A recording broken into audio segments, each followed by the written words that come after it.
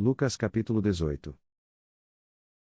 Havia um juiz numa certa cidade, disse ele, que não temia a Deus nem se importava com as pessoas.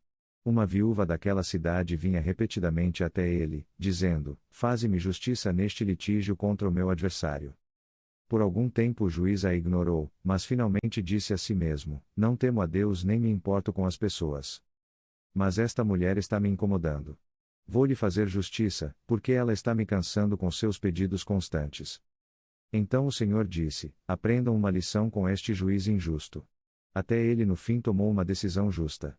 Vocês não acham que Deus certamente fará justiça ao seu povo escolhido, que clama a ele dia e noite? Ele continuará adiando? Eu lhes digo que ele lhes fará justiça rapidamente.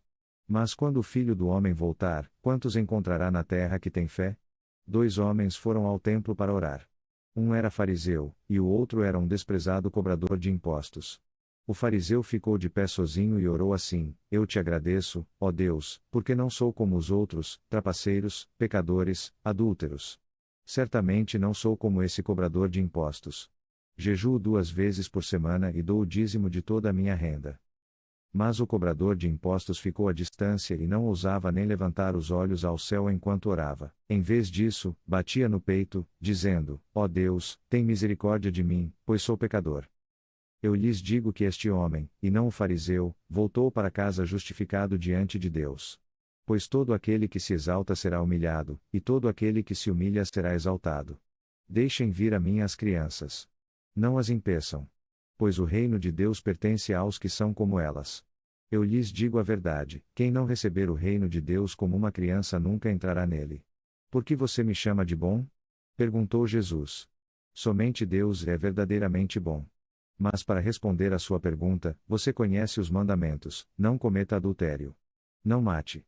Não roube. Não dê falso testemunho. Honre seu pai e sua mãe. O homem respondeu: Tenho obedecido a todos esses mandamentos desde a minha juventude. Quando Jesus ouviu isso, disse: Ainda falta uma coisa. Venda tudo o que você tem e dê o dinheiro aos pobres, e você terá tesouro no céu. Depois venha e siga-me. Como é difícil para os ricos entrarem no reino de Deus. De fato, é mais fácil um camelo passar pelo fundo de uma agulha do que um rico entrar no reino de Deus. O que é impossível para as pessoas é possível para Deus. Sim, respondeu Jesus, e eu lhes asseguro que todos os que deixaram casa, esposa, irmãos, pais ou filhos por causa do reino de Deus, receberão muitas vezes mais nesta vida e, no mundo que há de vir, a vida eterna. Tomando os 12 discípulos à parte, Jesus disse: Escutem, estamos subindo a Jerusalém, onde todas as profecias sobre o Filho do Homem se cumprirão. Ele será entregue aos romanos, será zombado, maltratado e cuspido. Eles o açoitarão e o matarão, mas ao terceiro dia ele ressuscitará. O que você quer que eu lhe faça? Senhor, disse ele, quero ver. E Jesus lhe disse: Pois bem, receba a sua visão. A sua fé o curou. Lucas capítulo 19. Zaqueu. Disse ele. Depressa, desça. Hoje devo ser hóspede em sua casa. Hoje veio salvação a esta casa, porque este homem mostrou ser um verdadeiro filho de Abraão. Pois o Filho do Homem veio buscar e salvar os que estavam perdidos. Um nobre foi chamado para um império distante para ser coroado rei e depois voltar. Antes de partir, reuniu 10 de seus servos e distribuiu entre eles 10 libras de prata, dizendo: Invistam isto para mim enquanto eu estiver ausente. Mas o seu povo o odiava e enviou uma delegação atrás dele para dizer: Não queremos que este homem seja nosso rei. Depois de ser coroado rei, ele voltou e mandou chamar os servos aos quais havia dado o dinheiro. Queria saber qual tinha sido o lucro deles. O primeiro servo relatou: Senhor, investi o teu dinheiro e ele rendeu 10 vezes mais. Muito bem. Exclamou o rei. Você é um bom servo. Foi fiel no pouco que lhe confiei, por isso governará 10 cidades como recompensa. O segundo servo relatou: Senhor, investi o teu dinheiro e ele rendeu 5 vezes mais. Muito bem. Disse o rei. Você governará 5 cidades. Mas o terceiro servo trouxe de volta apenas a quantia original e disse: Senhor, escondi o teu dinheiro e o guardei. Tive medo, porque o Senhor é um homem duro, que tira o que não é seu e colhe o que não plantou. Servo mau. Gritou o rei. Suas próprias palavras o condenam. Se você sabia que eu sou um homem duro, que tiro o que não é meu e colho o que não plantei. Por que não depositou o meu dinheiro no banco? Pelo menos eu teria recebido alguns juros. Então, voltando-se para os que estavam por perto, o rei ordenou: tirem o dinheiro deste servo e deem ao que tem 10 libras. Mas, senhor, disseram eles, ele já tem 10 libras. Sim, respondeu o rei, aos que usam bem o que recebem, mas lhes será dado. Mas aos que nada fazem, até o pouco que tem lhes será tirado. E quanto a estes meus inimigos que não queriam que eu fosse o seu rei, tragam-nos aqui e executem-nos na minha frente. Vão até aquela aldeia ali, disse ele. Ao entrarem, vocês encontrarão um jumentinho amarrado, no qual ninguém jamais montou. Desamarrem-no e tragam-no para cá. Se alguém perguntar, por que vocês estão desamarrando esse jumentinho? Digam apenas, o Senhor precisa dele. Se eles se calassem, as pedras ao longo do caminho iriam explodir em louvores. Ah, como eu gostaria que hoje vocês compreendessem o caminho da paz. Mas agora é tarde demais, e a paz está escondida dos seus olhos. Em breve, os seus inimigos levantarão muralhas ao redor de vocês, os cercarão e os atacarão de todos os lados. Eles os esmagarão no chão, a vocês e a seus filhos. Não deixarão pedra sobre pedra, porque vocês não reconheceram quando Deus os visitou. As Escrituras declaram: o meu templo será uma casa de oração, mas vocês o transformaram em um covil de ladrões. Lucas capítulo 20. Deixem-me fazer-lhes uma pergunta primeiro, respondeu ele. A autoridade de João para batizar vinha do céu, ou era apenas humana?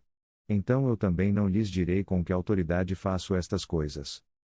Então Jesus voltou-se novamente para o povo e contou esta história: um homem plantou uma vinha, arrendou-a a lavradores e foi morar em outro país por vários anos. Na época da colheita das uvas, enviou um de seus servos para receber a parte que lhe cabia da produção. Mas os lavradores atacaram o servo, espancaram-no e o mandaram de volta de mãos vazias. Então o dono enviou outro servo, mas também o insultaram, o espancaram e o mandaram embora de mãos vazias. Um terceiro foi enviado, mas eles o feriram e o expulsaram. O que farei? Perguntou-se o dono. Eu sei. Enviarei o meu filho amado. Certamente o respeitarão. Mas quando os lavradores viram o filho, disseram uns aos outros: este é o herdeiro da propriedade. Vamos matá-lo e ficar com a herança para nós. Então o arrastaram para fora da vinha e o mataram. O que vocês acham que o dono da vinha fará com eles? Perguntou Jesus. Eu lhes digo, ele virá, matará esses lavradores e entregará a vinha a outros. Que isso nunca aconteça, protestaram os ouvintes. Jesus olhou para eles e disse: então o que significa esta escritura? A pedra que os construtores rejeitaram tornou-se a pedra principal. Todo aquele que tropeçar nessa pedra será despedaçado, e aquele sobre quem ela cair será esmagado. Mostrem-me uma moeda romana. De quem é a imagem e o título nela gravados? De César, responderam eles. Então, disse ele, deem a César o que pertence a César, e a Deus o que pertence a Deus. O casamento é para as pessoas aqui na terra. Mas na era futura, aqueles que forem considerados dignos de ressuscitar dos mortos não se casarão nem serão dados em casamento. E nunca mais morrerão. Nesse aspecto, serão como os anjos. São filhos de Deus e filhos da ressurreição. E quanto à ressurreição dos mortos, até Moisés provou isso quando escreveu sobre a sarça ardente. Muito depois de Abraão, Isaque e Jacó terem morrido, ele se referiu ao Senhor como o Deus de Abraão, o Deus de Isaque e o Deus de Jacó apóstrofo. Portanto, ele é Deus dos vivos, não dos mortos, pois para ele todos estão vivos. Por que, perguntou ele, dizem que o Messias é filho de Davi? Pois o próprio Davi escreveu no livro dos Salmos: o Senhor disse ao meu Senhor: sente-se no lugar de honra à minha direita. Até que eu humilhe os seus inimigos, fazendo deles um estrado para os seus pés.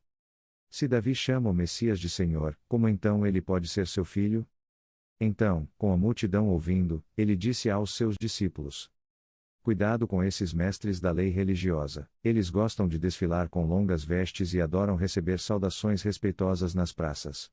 E como gostam dos lugares de honra nas sinagogas e dos assentos principais nos banquetes. No entanto, roubam descaradamente as viúvas e depois fingem ser piedosos fazendo longas orações em público. Por causa disso, receberão severo castigo.